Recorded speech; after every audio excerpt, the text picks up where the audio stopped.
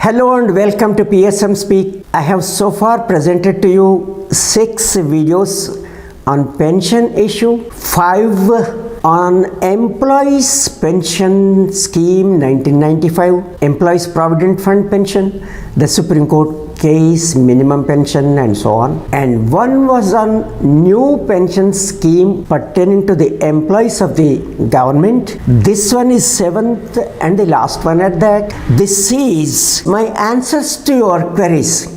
The queries you raised on my previous videos, more particularly on the videos in Telugu version on my Antaraardham channel. So let us get into the questions and answers. Your first question was, will the pension of those who have retired before 1st September 2014 increase as per the Supreme Court's judgment of 4 November 2022 of 3 judges bench? Yes, if they exercised their option under paragraph 11.3 of the scheme before 2014 and paid contributions on their salaries more than the statutory ceiling. Statutory ceiling that time was 5,000 rupees and later it was 6,500 rupees. Let's look at the relevant portion of the Supreme Court's judgment on this. The employees who have retired before 1st September 2014 upon exercising option under paragraph 11.3 of the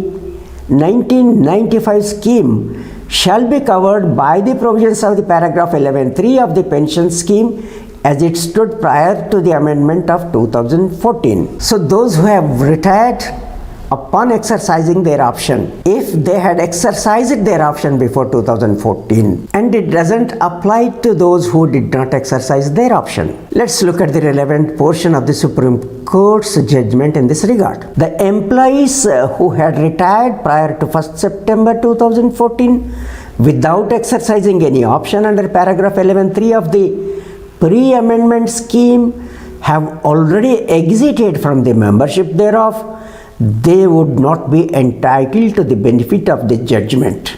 That is clear. That those who did not exercise their option and exited, retired before 1st September 2014, they do not get any benefit out of this. Will the pension increase to those retired after 1st September 2014? Yes, if they exercised option under 11.3, paid provident fund contribution on higher wages, higher than the ceiling. Specifically, this is the judgment. The employees who had exercised option under the proviso to paragraph 11.3 of the 1995 scheme and continued to be in service as on 1st September 2014 will be guided by the amended provisions of the paragraph 11.4 of the pension scheme.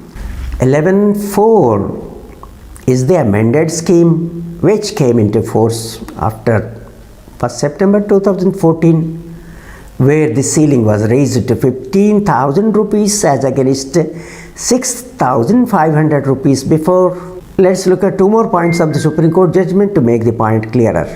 The scheme as it stood before 1st September 2014 did not provide for any cut-off date, and thus those members shall be entitled to exercise option in terms of paragraph 11.4 of the scheme as it stands at present.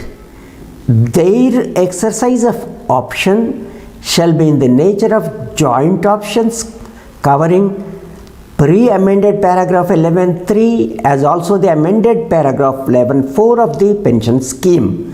There was uncertainty as regards validity of the post-amendment scheme, which was quashed by the aforesaid judgments of the 3 high courts. Thus, all the employees who did not exercise option but were entitled to do so but could not due to the interpretation on cut-off date by the authorities ought to be given a further chance to exercise their option. Time to exercise option under paragraph 11.4 of the scheme under the circumstances shall stand extended by a further period of 4 months. we are giving this direction in exercise of our jurisdiction under Article 142 of the Constitution of India. Rest of the requirements as per the amended provisions shall be complied with. So it is clear from the judgment date, that is 4th November. From the judgment date 4th November 2022. Let's also look at this point in the judgment. The members of the scheme who did not exercise option as contemplated in the proviso to paragraph 11.3 of the pension scheme as it was before the 2014 amendment would be entitled to exercise option under paragraph 11.4 of the post amendment scheme. Their right to exercise option before 1st September 2014 stands crystallized in the judgment of this court in the case of RC Gupta, Supra.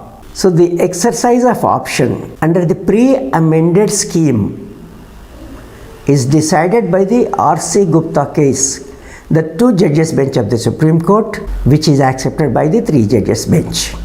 Does the minimum pension increase as a result of the Supreme Court's judgment? No. The minimum pension was not a subject matter before the Supreme Court. Please watch my video on minimum pension scheme where I have detailed the present stage, the government stand, the stand taken by the Finance Ministry, the Labour Ministry, the recommendations made by various committees. I am giving the link to the playlist of the pensions, among which you can find the video on minimum pension. Those who have retired before 1st September 2014 constitute the bulk of the EPF pensioners, and majority of them get paltry monthly pension. Don't they deserve special consideration for the pension hike? Yes, they do. Let us hope the government will take into consideration the plight of the people with the meager pensions. Is not 12 months average computation method more beneficial to the employees than 60 months method? Certainly yes. The employees' salaries peak towards the end of their career. So last 12 months before their retirement would be always higher than the salaries during last 60 months. So 12 months average is always beneficial to the employees than the 60 months average. But unfortunately, it is the prerogative of the government to decide the method of computation of pension and change it. And Supreme Court also did not find fault with the government's stand on this. Here is the relevant part of the Supreme Court's judgment. We do not find any flaw in altering the basis for computation of pensionable salary. Can I refuse pension and seek the refund of entire accumulated employer's contribution? Unfortunately, no. Under Employees Provident Fund scheme, employees contribute 12% of their salary and applicable allowances, and employers contribute matching sum 12% of the employer's share. As we have clearly discussed in our previous videos also, 8.33% goes to the pension fund, 3.67% to the provident fund of the employee.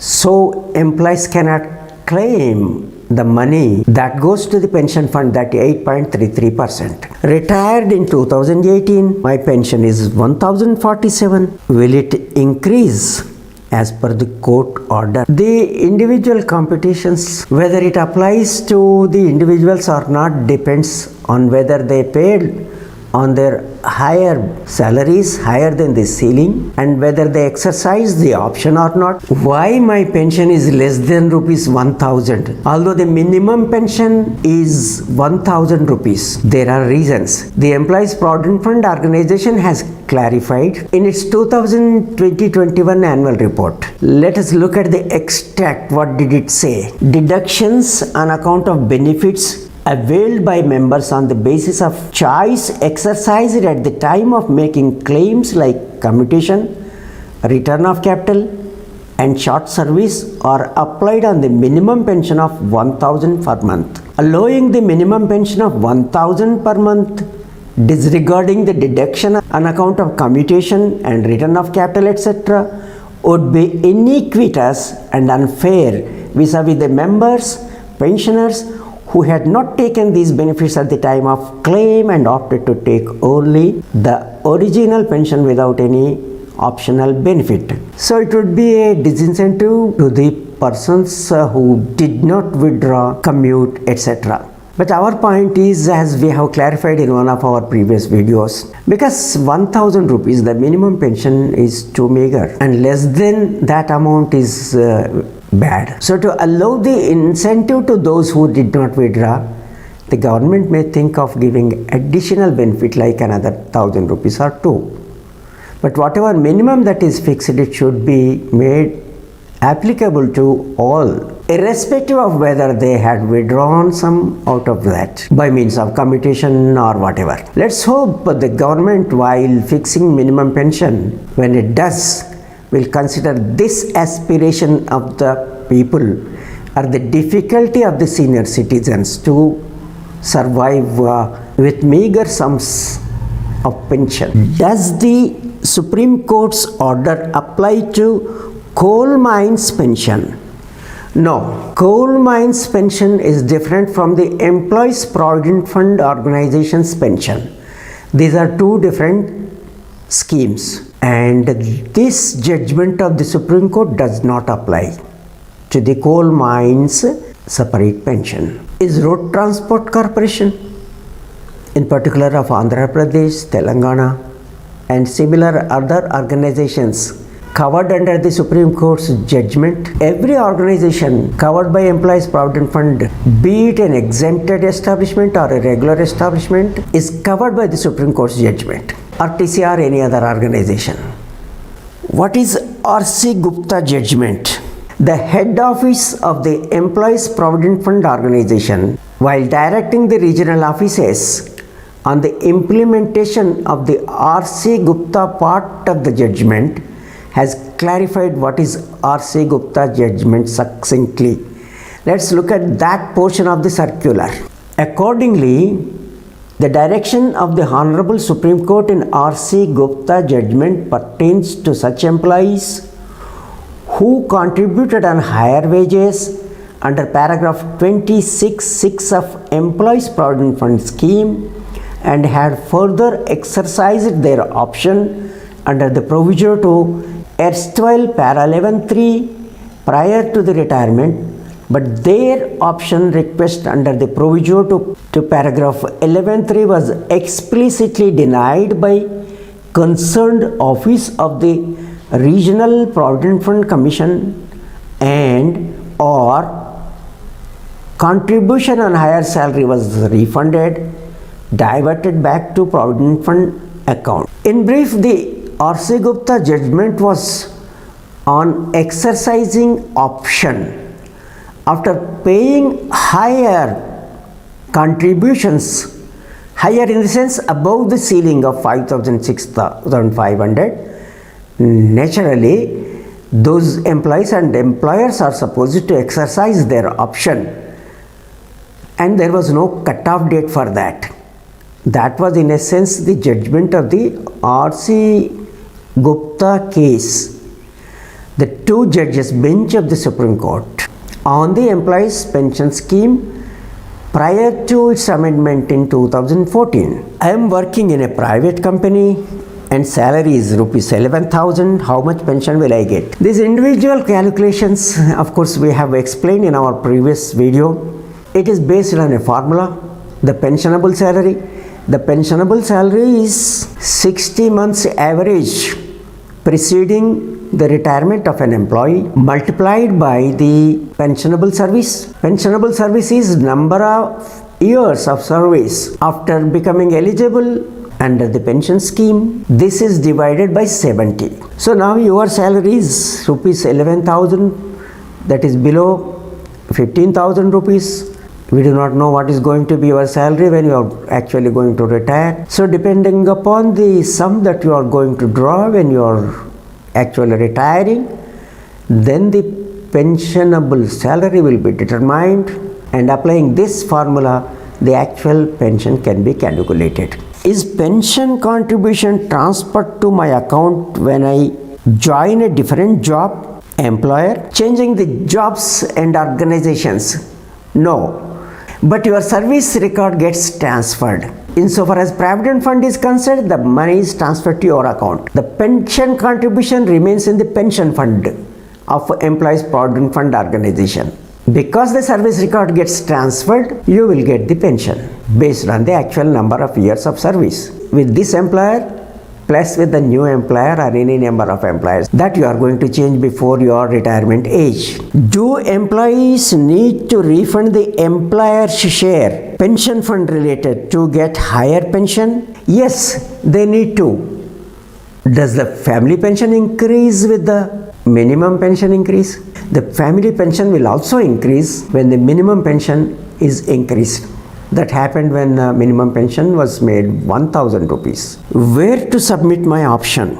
The Employees Provident Fund organization will work out the modalities and is supposed to help the eligible to exercise their option, and much before the Supreme Court set deadline, of course, which is fast approaching.